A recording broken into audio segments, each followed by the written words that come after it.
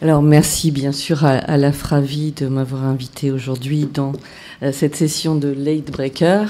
Donc les résultats que je vais vous présenter sont des résultats préliminaires d'une étude qui a été financée par la NRS, l'étude NRS 12303, qui cherchait à évaluer un programme de vaccination que nous avons mis en place à Tokombéré depuis déjà de nombreuses années, puisque ça a commencé en 2007. Et bien sûr, je voudrais rendre hommage aujourd'hui à Jean-Marie Hureau, qui était virologue avec moi à la Pitié-Salpêtrière, et qui s'est occupé de cet hôpital depuis très longtemps, qui avait instauré la PTME VIH avec grand succès dans cet hôpital, et j'ai pris le relais avec le VHB.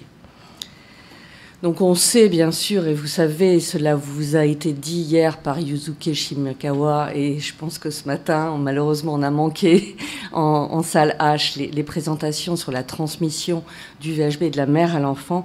Mais vous savez que la transmission du VHB de la mère, antigène HBS+, à l'enfant, est de plus de 70% si la mère est antigène HBE positive, et de 20 à 30% si elle est antigène HBE négative, d'où la recommandation de l'OMS dès 2009 de vacciner les enfants à la naissance.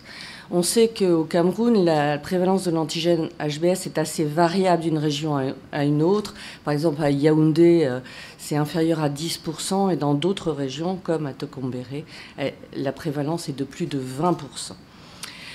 On sait aussi que le programme élargi de vaccination du Cameroun ne propose pas de vaccination à la naissance, ne propose une vaccination que dans le cadre du PEV qui commence à la 6e semaine de la vie.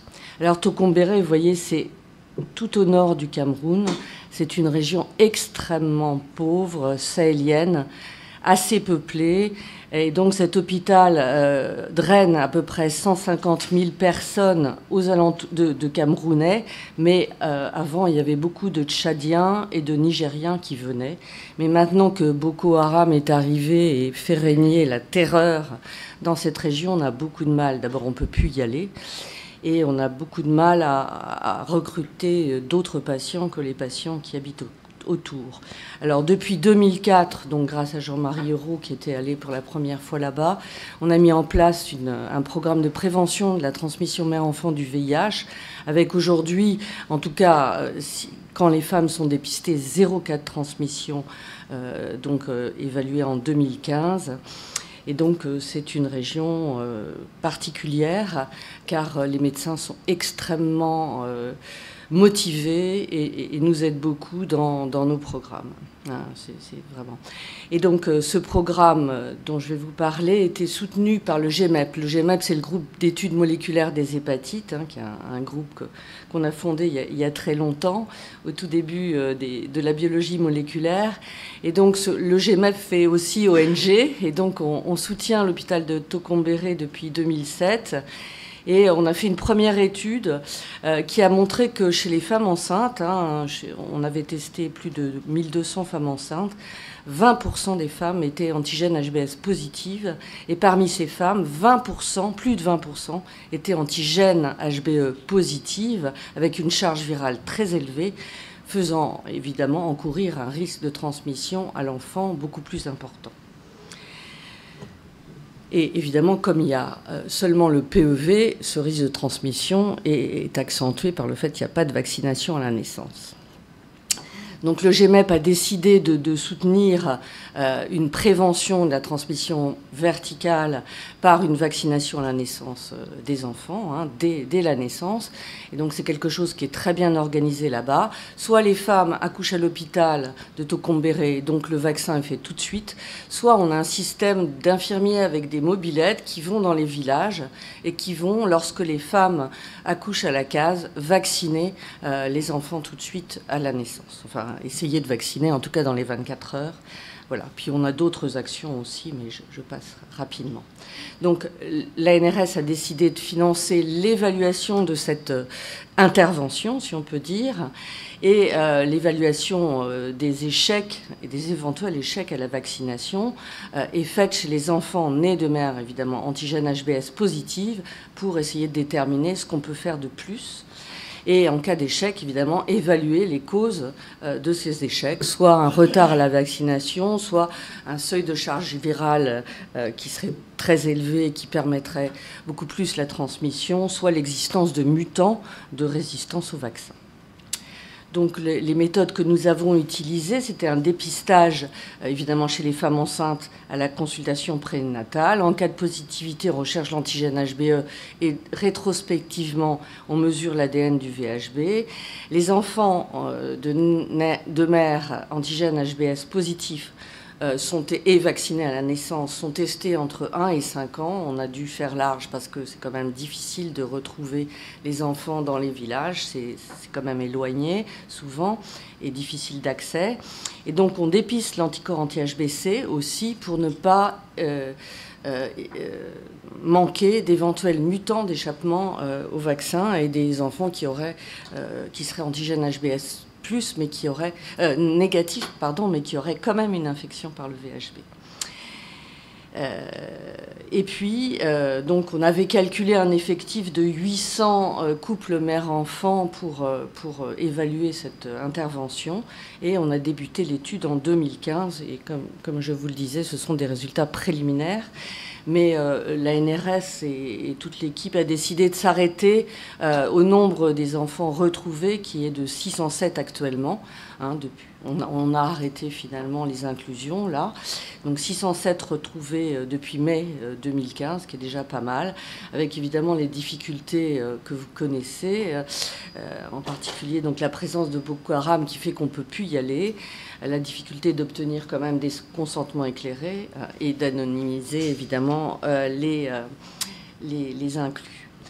Donc on a eu des ralentissements qui étaient liés donc, aux difficultés politiques, aux épidémies de palu, enfin à plein de choses que tout le monde connaît bien ici. Et sur ces 607 enfants, dont certains étaient nés de la même mère, bien sûr, il y a des enfants les femmes sont plus souvent multipares là-bas, on a trouvé 36 enfants positifs sur 607, c'est-à-dire 6% d'enfants infectés, ce qui est quand même relativement important malgré la vaccination à la naissance. Donc on a pu récupérer les prélèvements maintenant de 567 mères. On attend encore quelques prélèvements, mais ça met un peu de temps là en ce moment. Donc 480, correspondant à 484 femmes, puisque comme je vous le disais, il y a des multipares.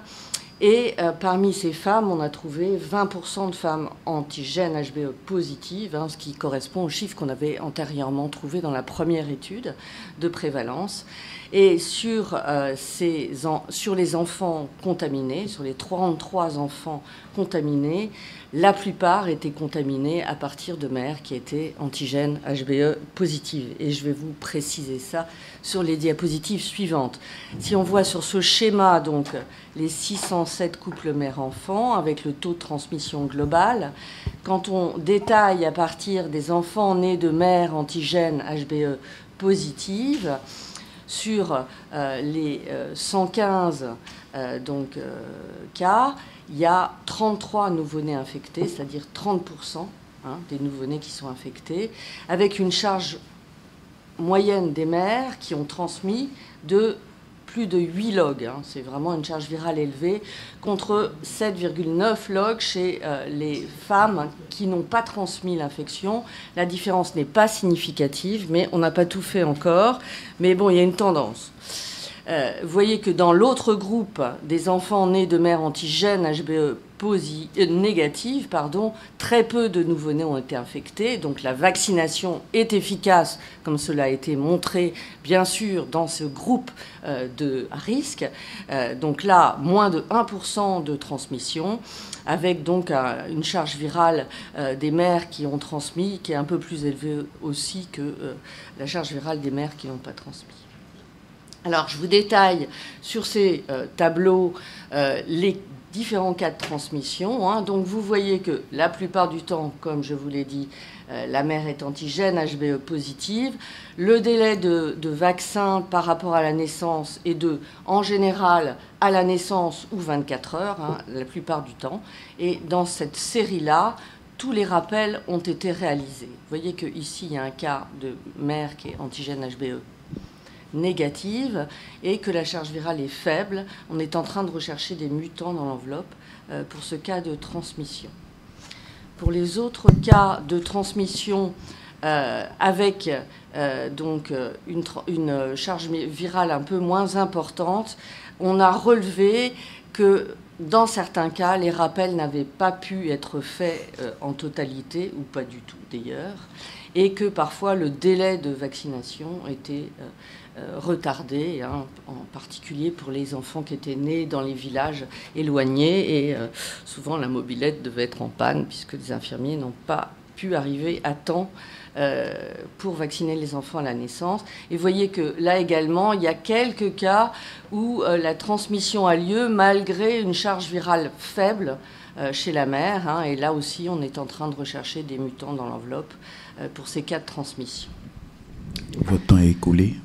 Pardon ? Merci. Votre temps est écoulé. Oui, merci. c'est bon. Alors, donc, j'ai presque fini. Donc, les causes évidentes, c'est évidemment le seuil de charge virale, le retard à la vaccination et les délais de rappel. Pour ce qui est des autres causes, les études sont en cours, les mutants et une contamination horizontale. Et donc, en conclusion, vous voyez que cette étude montre que dans cette région et dans la vraie vie, il reste une transmission de la mère à l'enfant importante, puisqu'elle est de 6% pour la totalité, et de plus de 30% lorsque la mère est antigène HBE positive, que les causes sont à l'évidence un petit retard à la vaccination dans certains cas, un manque de respect des rappels et probablement des mutants d'échappement à la vaccination. Et donc ces résultats montrent que la vaccination seule à la naissance n'est pas suffisante pour éviter la transmission mère-enfant du VHB, et que dans cette région aussi, on ne peut pas donner d'immunoglobuline car la chaîne du froid, c'est pas possible, le prix est trop élevé, et donc il faudrait donc pouvoir traiter les femmes dès le 6e mois de la grossesse lorsque l'on dépiste, et donc ce d'autant que dans cette région, la PTME VIH marche très bien. On a 0 transmission du VIH. Donc, les médecins sont tout à fait à même de pouvoir délivrer les traitements et surveiller l'observance. Et donc, on est bien évidemment en attente d'un partenariat qui nous permettrait de tester cette stratégie. Et je regarde François directement dans les yeux, mais voilà, on va essayer de poursuivre cette étude et essayer de montrer que dans la vraie vie, eh bien, un traitement par le tenofovir peut permettre d'éviter la transmission du VHB et de la mère à l'enfant dans cette région très pauvre. Voilà, merci beaucoup et merci à la NRS pour avoir soutenu cette... Merci, on ne pourra prendre qu'une question. Et merci à Jean-Marie d'avoir commencé tout ça. Une question, Antoine.